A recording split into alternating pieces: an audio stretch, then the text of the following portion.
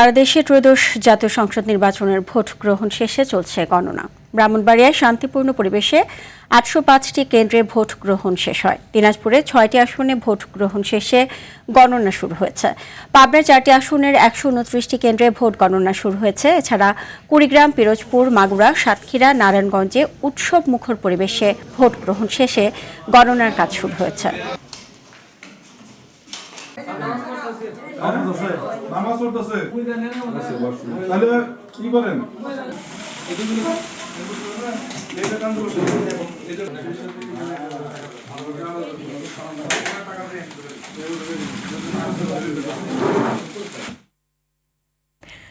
দর্শক, এরই মধ্যে ভোটের ফলাফল আসতে শুরু করেছে। নির্বাচন কমিশনে আছেন সহকর্মী সাদিয়া কানিজ, আমাদের সাথে যুক্ত হচ্ছেন তিনি। সাদিয়া, জানাবেন কত শতাংশ ভোট পড়েছে? এছাড়া জানতে পেরেছেন কিনা যে ফলাফলের কোনো খবর আছে কিনা আপনার কাছে?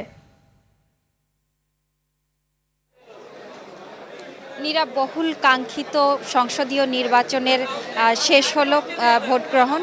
এখন আসলে ফলাফলের অপেক্ষা। সেই মহেন্দ্রক্ষণ যেটি আসলে সবাই দীর্ঘ অপেক্ষায় ছিল, পুরো দেশ সহ রাজনৈতিক দলগুলো এবং সারা দেশের মানুষই আসলে এই নির্বাচনের জন্য অপেক্ষায় ছিল। সেই নির্বাচনের ফলাফল আসলে ফলাফলেরই অপেক্ষা করছে মানুষ। তো আমাদের কাছে যতটুকু আমরা জানতে পেরেছি, নির্বাচন কমিশনের যিনি সচিব ছিলেন তিনি বিকেল ৪টা নাগাদ ব্রিফিং করে আমাদেরকে জানিয়েছেন যে ৩৬,০৩১টি কেন্দ্রের মধ্যে কিন্তু যতটুকু কাস্টিং হয়েছে ভোট তা ৪৭,০০৯.১%।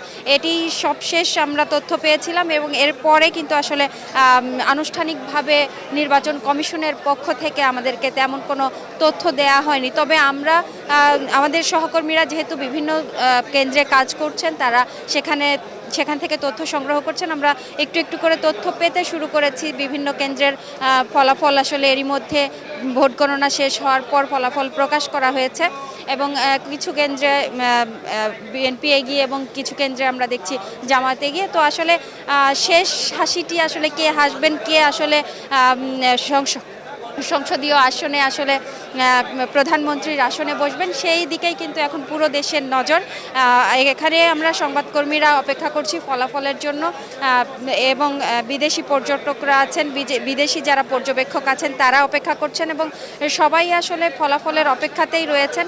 এবং আমরা নির্বাচন কমিশনে দুপুর থেকেই রয়েছি। এখানে কিন্তু অন্যান্য কোনো দলের আমরা দেখতে পাইনি কোনো অভিযোগ জানাতে। তবে বিকেল নাগাদ জামাত সমর্থিত 11 দলীয় জোটের একটি প্রতিনিধি দল এসেছিল এবং তারা কিছু অভিযোগ করে গেছে, যেরকম তাদের পোলিং এজেন্টকে বের করে দেওয়া হয়েছে এবং বিভিন্ন জায়গায় জোরপূর্বক বিভিন্ন দলের কর্মীরা সিল মেরেছে, এমন কিছু অভিযোগ তারা করেছেন।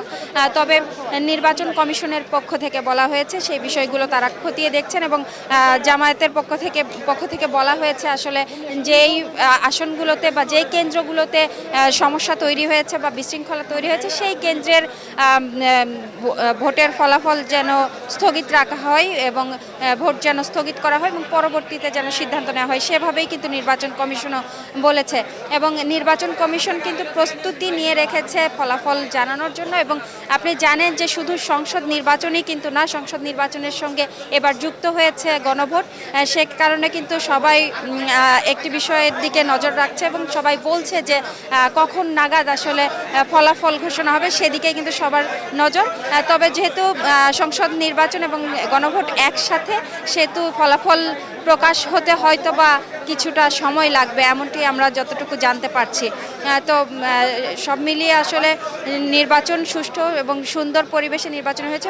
মানুষ অংশগ্রহণমূলকভাবে এবং সুন্দর পরিবেশে ভোট দিয়েছে।